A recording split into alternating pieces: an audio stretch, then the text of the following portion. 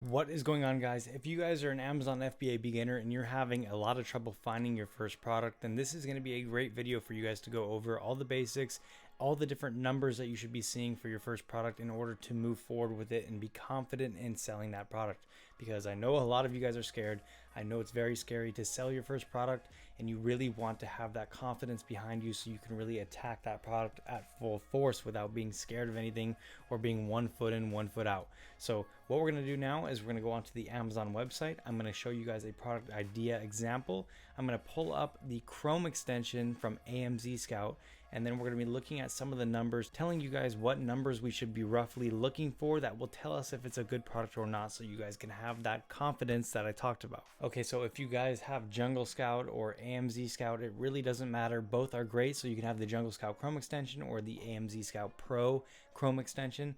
Either or is great. Both of them will be linked down below in the description under tools I use. So in this video, we're going to be using the AMZ Scout tool. And the good thing about this is it has something called the niche idea down here, which will give us random product ideas that will keep us occupied, especially if you're a new beginner and you don't know what you're doing. This is a really cool thing to have, which is the niche idea, and it will give you an example of what some good product ideas could potentially be. So we're gonna go ahead and do that. It's gonna pull up a random product for us, and then I'm gonna show you guys what the numbers should look like and what bad numbers look like on a bad product.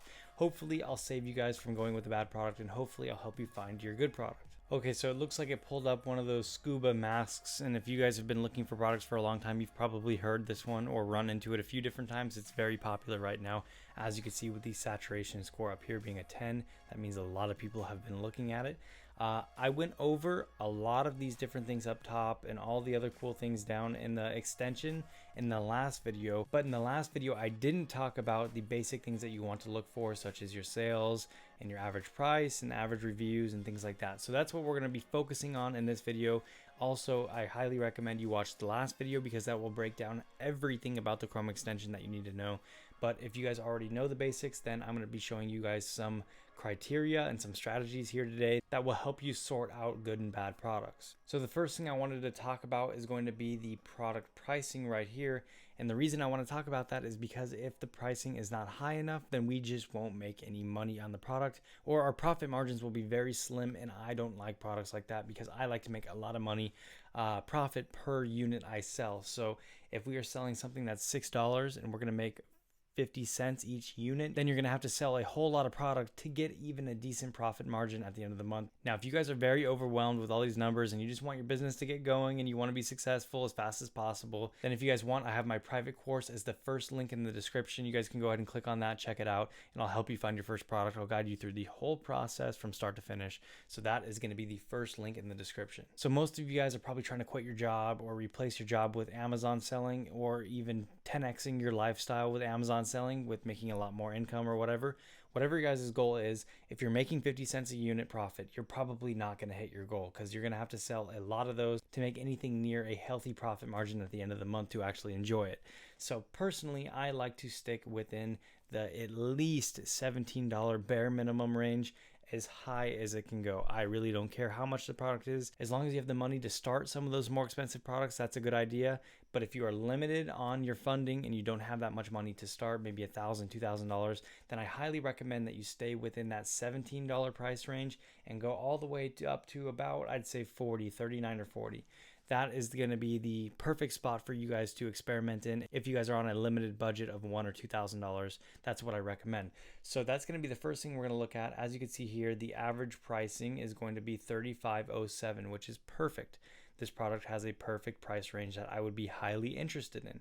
Now, if you went through this and it said $6, $7, $10, $100, that would be too sporadic of pricing, and we do not want to mess with that, especially if it's starting to get into the below tens.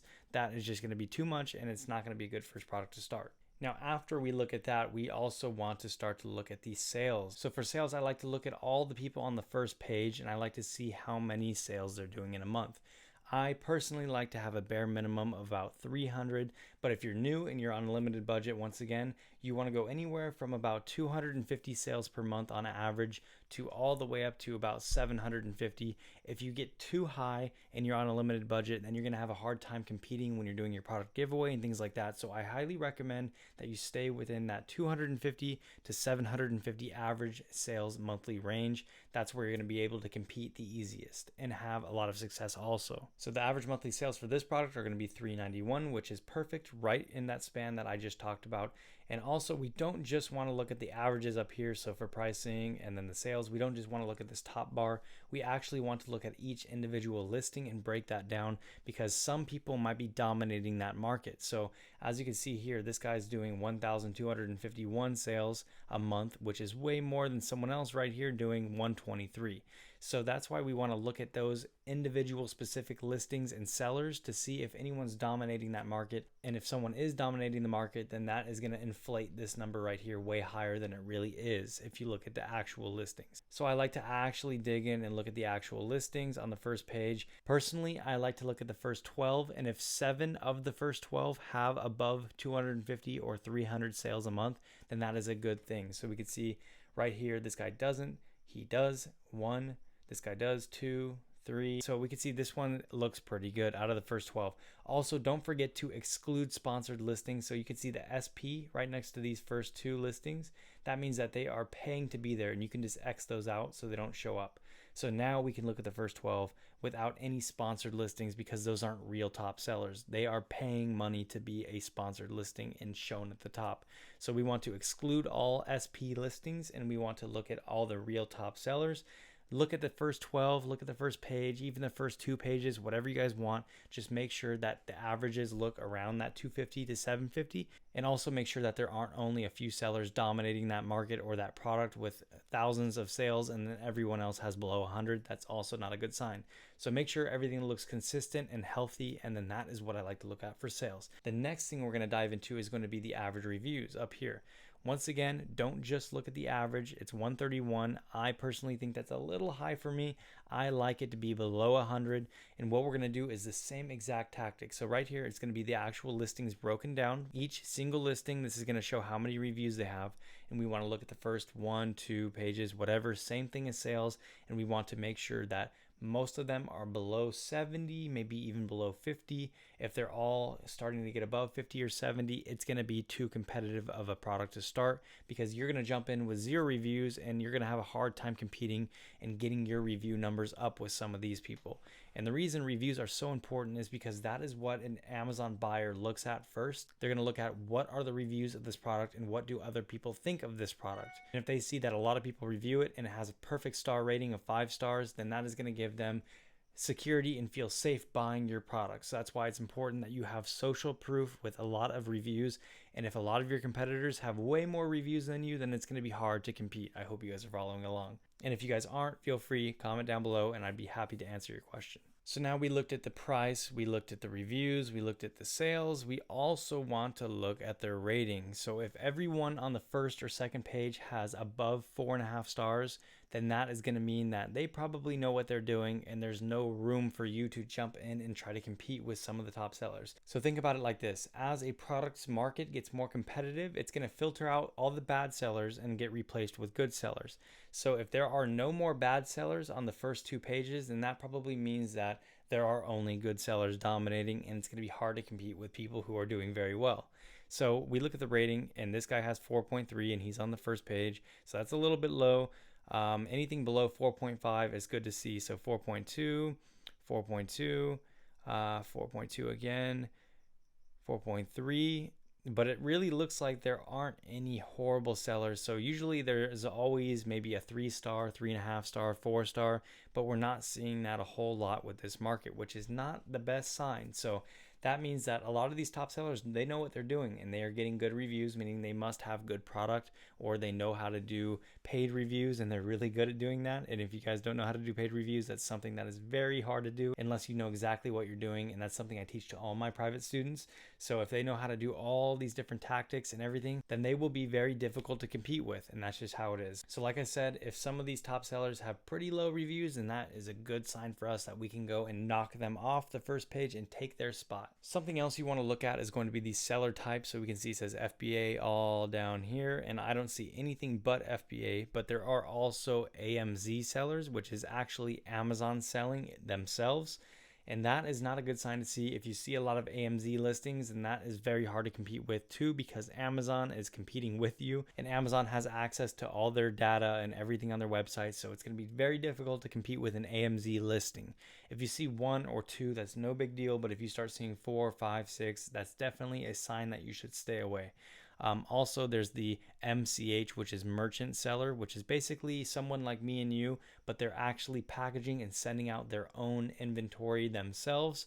So if I were to get a sale, I would actually grab some tape up my package and send it to whoever bought it from me, or I could have a warehouse that does that with employees that do that. But people like me and you are going to be the FBA sellers right here, which means we're going to have Amazon do all the work for us, and we're literally not going to lift a finger doing anything. The only thing that we do as FBA sellers is we are on the computer, we're on the phone, we're sending money, we're making money. That is all we do as FBA sellers. So if you see FBA, that's a good sign. If you see MCH, that's an even better sign, because you can pretty much compete with these people because we get prime shipping being FBA sellers, meaning we can ship our product faster than they can because Amazon's doing it for us. So if you see MCH sellers, that is a good thing. If you see FBA sellers, that doesn't really matter. And if you see AMZ sellers, you should be scared. That is what you need to know about the different sellers. So that is going to be the basics of product research criteria when it comes to supply and demand, which is going to be the reviews and also the sales, things like that. Those are the most important things. If you do not have those in line, if you do not know what you're doing when it comes to those things I just talked about, then you will not find a good product. So make sure you listen to all those things I just talked about, apply them in your business, apply them to finding your first product, and then that way you will be successful way faster. And before, if you didn't apply these things, you probably wouldn't have been successful at all, because all these things really make or break your product and make or break your business. So before you go, make sure you go down below, click on the like button if you learned anything new. Also, don't forget to subscribe to the channel and hit the notification bell to get notified every time I upload a new video. And last but not least, go down below, leave me a comment, let me know what you thought, let me know if you have any questions, and I respond to every single comment. So that's gonna be it, guys. I will see you guys in the next video, or I will see you guys down in the comments, or I will see you if you email me. Email's right here, askrileyturner@gmail.com, or I will see you if you get into my private course, and then we will start working with each other. That's it. Catch you in the next video. See you later.